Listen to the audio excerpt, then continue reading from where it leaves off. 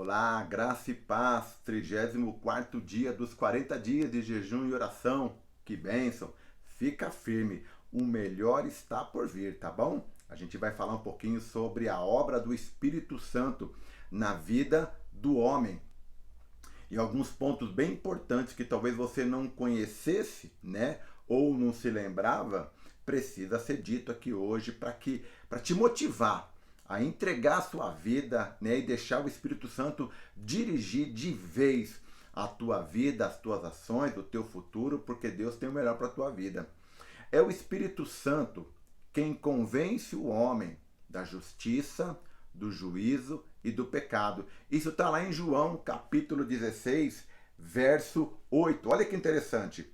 Quando ele vier, convencerá o mundo do pecado, da justiça e do juízo. Do pecado, porque o homem precisa entender que ele é pecador e está separado de Deus. Ele precisa ter essa noção e acreditar nisso. Da justiça, porque Jesus veio para fazer justiça por nós. Ele pagou o preço pelo nosso pecado, justamente para restaurar a comunhão entre o homem e Deus. E do juízo, porque todos nós daremos conta das nossas escolhas, das nossas decisões. Haverá uma consequência para aquilo que a gente escolher viver. Agora, quando a gente pensa em convencimento do Espírito Santo, ele não está aqui anulando o livre-arbítrio, tá bom? O livre-arbítrio ele continua. O que o Espírito Santo faz quando ele está convencendo as pessoas? Ele está tirando todos os impedimentos. Ele está tirando a venda dos olhos das pessoas, porque a Bíblia diz que o Deus do presente século, Satanás, ele cegou o entendimento dos incrédulos. Então ele dá condições para que a mensagem pregada chegue até o coração das pessoas e elas tenham condições de decidir se querem continuar com Jesus ou não.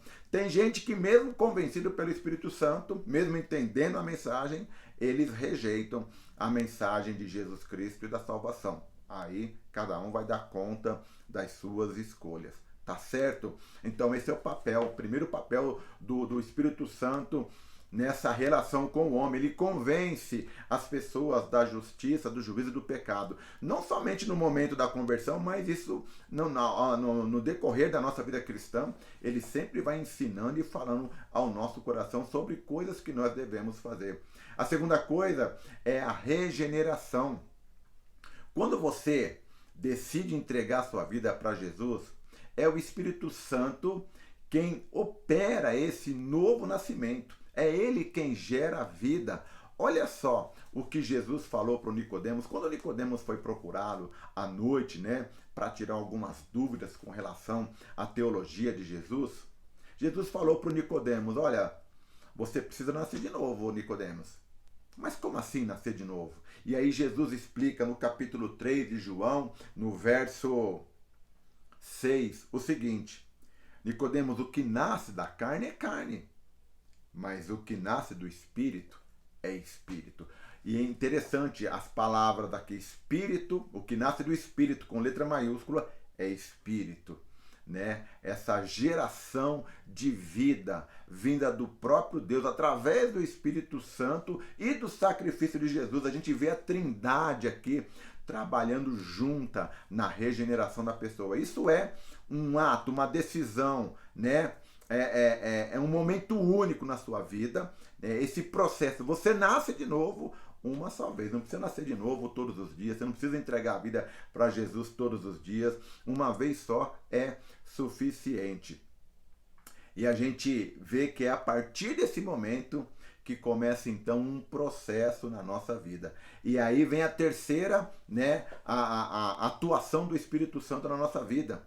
Ele torna você a sua habitação. Isso mesmo, ele vem morar na tua vida. Mas pastor, eu chamei o Espírito Jesus para entrar no meu coração. Mas Jesus é o Espírito Santo. O Espírito Santo é Jesus. E a Bíblia fala que nós somos templo do Espírito Santo. Está lá em 1 Coríntios, capítulo 6, verso 19. Ele habita, ele é templo. Ele não mora em templos feitos por mãos humanas. Ele não está lá no prédio da igreja. Ele habita dentro do meu coração, dentro do seu coração. É importante você entender essa dinâmica. E quando a gente pensa em alguém habitando na nossa vida, quando a gente pensa em habitar, por exemplo, com outras pessoas, a gente está falando de relacionamento, a gente está falando de intimidade, né? Ele quer que você ande com ele todos os dias, porque ele quer andar com você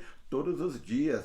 É algo que está dentro de você. Os discípulos, enquanto andaram com Jesus, né, eles tinham Jesus do seu lado, mas o próprio Jesus, quando prometeu o Espírito Santo, falou: ele vai habitar em vocês. E é essa a relação que nós temos com ele hoje. Que privilégio ter o Espírito de Deus habitando. E aí esse trabalho de convencimento continua na nossa vida. Ele vai nos ajudando, vai nos guiando, ele vai trazendo palavras no nosso coração, nos ajuda nas nossas decisões, nós oramos, ele intercede por nós, como eu já disse aqui em outro devocional. Então essa relação com o Espírito Santo, ela precisa ser bem afinadinha, ela precisa estar forte, ela precisa estar acontecendo todos os dias, para que você viva a vida cristã que Deus tem para você.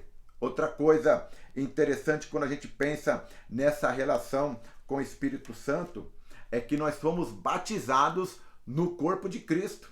Você, através do Espírito Santo, você é inserido, é mergulhado nesse novo ambiente espiritual chamado corpo de Cristo. Quer ver uma coisa?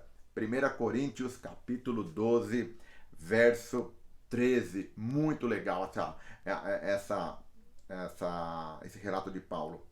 Pois em um só corpo, todos nós fomos batizados, em um único Espírito, quer judeus, quer gregos, quer escravos, quer livres, e a todos nós foi dado beber de um único Espírito.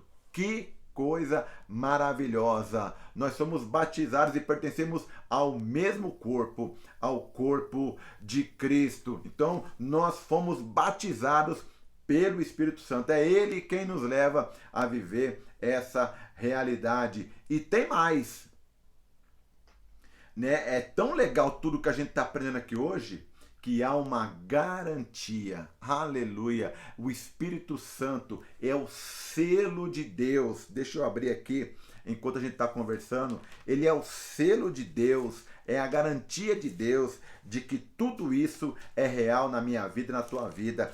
Tudo que ele tinha que fazer para que você e eu, né, tivéssemos segurança da parte de Deus de que tudo isso vai se cumprir na nossa vida, está se cumprindo, está aqui no texto de Efésios 1, capítulo 1, verso 13. Quando vocês ouviram e creram na palavra da verdade, o evangelho que os salvou, vocês foram selados em Cristo com o Espírito Santo da promessa. E olha só o verso 14, que é a garantia da nossa herança até a redenção daqueles que pertencem a Deus para o louvor da sua glória. Então o Espírito Santo, além de te convencer, de te regenerar, de te batizar, né, de habitar na sua vida, ele te dá garantia de que você está seguro até a volta de Jesus e por toda a eternidade. Pastor, e quem não quer mais andar com o Espírito Santo? A sua decisão será respeitada. Meu conselho é: ande com o Espírito Santo, né? Dependa dele como Jesus dependeu. Faça as coisas de acordo com a sua vontade. Ele tem condições para poder te conduzir, para viver o melhor do Senhor. Deixa ele não somente habitar, mas deixa ele encher a tua vida. A gente vai falar um pouquinho também sobre a plenitude do Espírito Santo, mas eu quero que você entenda que tipo de relação ele quer construir com você, tá bom? Deus te abençoe, fique firme, continua no jejum e amanhã tem muito mais para o nosso coração.